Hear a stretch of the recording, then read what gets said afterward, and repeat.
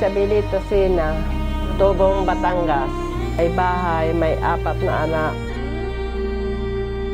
Patingin po ako sa doktor sa Rosario. Sabi po sa akin, ako daw po ay may sakit. Sabi po sa akin ay operahin. Sabi po sa akin, kekemohin daw pagkalabas.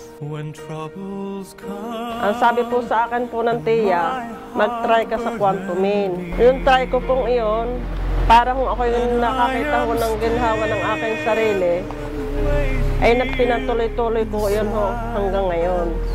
Ako po ay nagpapasalamat sa Quantumin Plus kay Dr. Delia Maceda.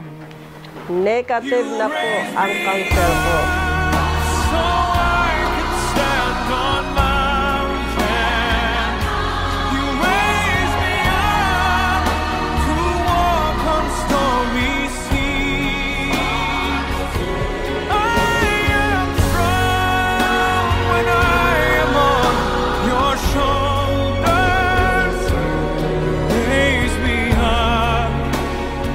More than I can